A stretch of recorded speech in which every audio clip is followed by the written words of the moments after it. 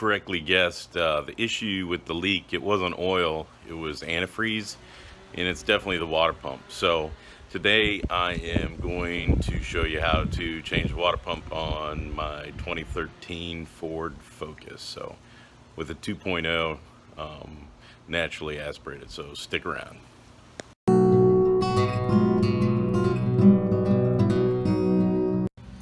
So the water pump is right down there, and the first thing we have to do is gain access to it. So I'm going to have to take the coolant overflow bottle and move that out of the way, and then I think the next step is I need to remove the motor mount. And to do that, I'm going to have to use a jack under the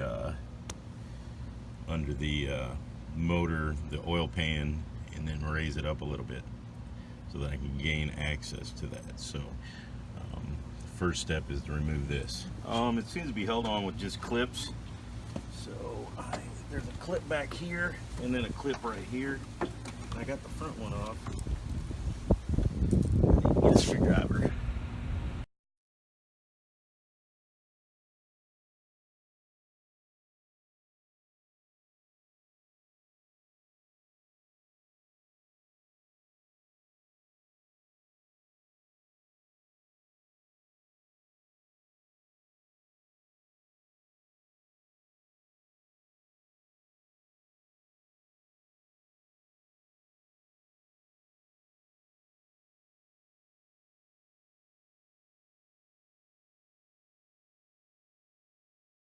This is not going good. So what I'm trying to do is get to this clip, insert this little screwdriver between it so I can pry the plastic out around the metal part.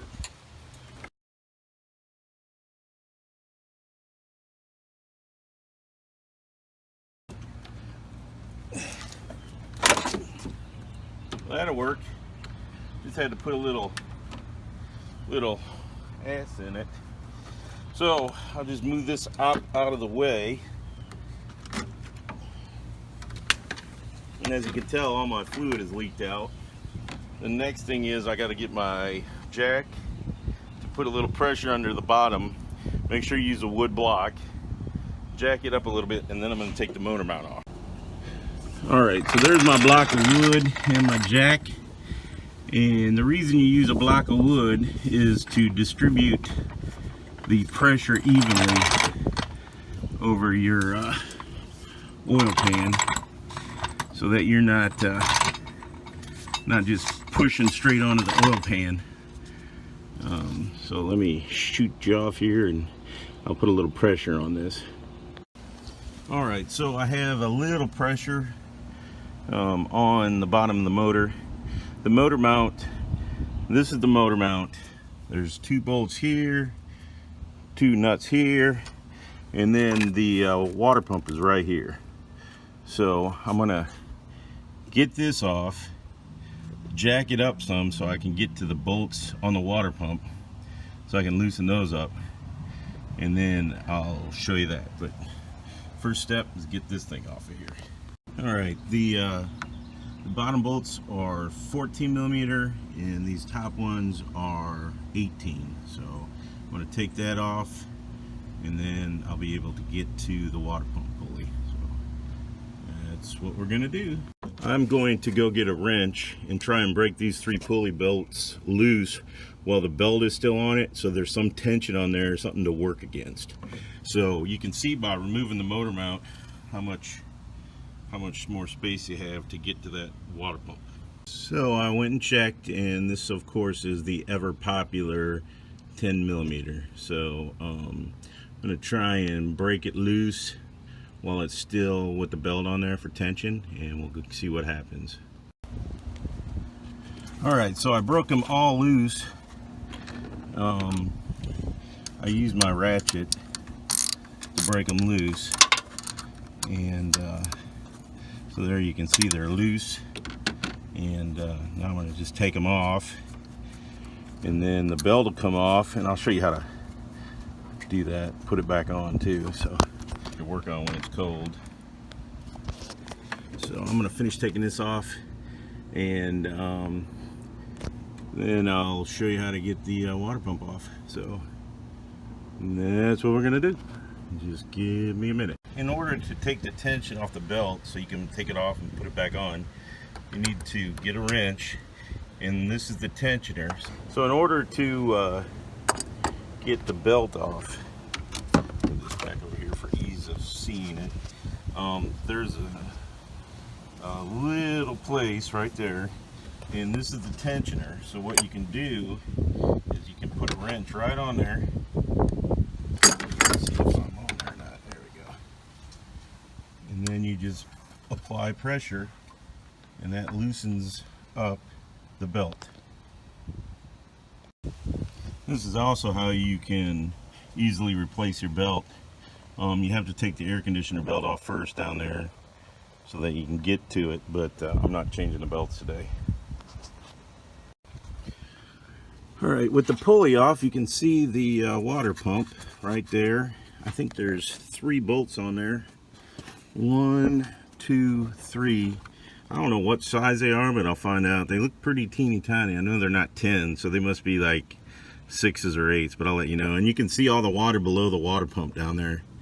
So I think we've definitely hit upon the source of our issue. So give me a second. Here is my new water pump that I purchased at Napa. I could not get a Ford Motor Company, so I figured I'd get a True Flow water pump, precision engineered and made in China, so that I could get this sucker fixed today. So as you can see, it's got an O-ring. It doesn't have any gasketing. I'll show you that when I take the other one off. But there we go. And it was like 40 bucks at Napa. So just an FYI. All right, the socket size is 8mm. All right, I have all the bolts out, and it should be pretty tight in there. So I'm gonna go get a pair of water pump pliers and wiggle that out. So I'll show you what I mean in a second here.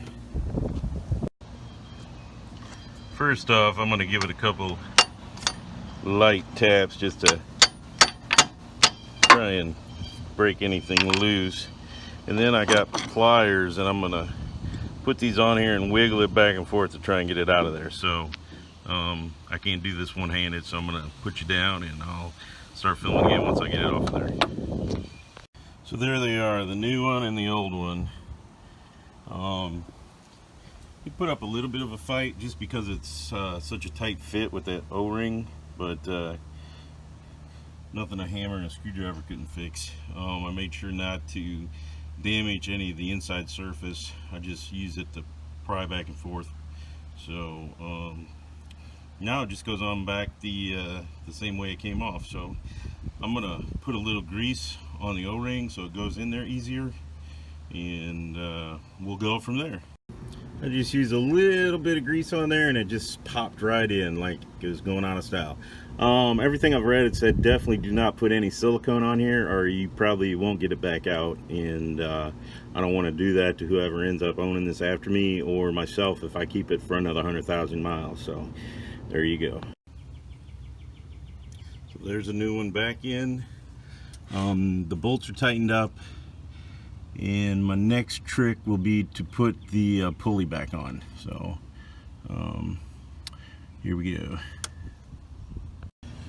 Alright, so I got it all put back together now. It went back together fairly easily. I should have filmed it, but I can't do it with one hand. But as you can see, the routing of the belt, it'll probably squeal a little. I got a little antifreeze on it, so that goes back together like that. Now I'm going to put the motor mount on, and once I get the motor mount on, then I'll put the coolant overflow bottle back in place, and then we will refill it with antifreeze. Alright, all I got to do is put these last 2 bolts in, and I'm pretty much done. Tighten it up, and then we will review what the antifreeze is that's supposed to be in it. There you go. All back together, tightened up. Now I just got to put the coolant reservoir on. Well, as we all know, this is a salvage vehicle, so it did not have a owner's manual with it. So I looked up online, and it says that my 2013 Ford Focus requires the orange coolant. So I am going to fill her up. So I'll do that, and then I will finish this up and make sure everything doesn't leak. So thanks for watching.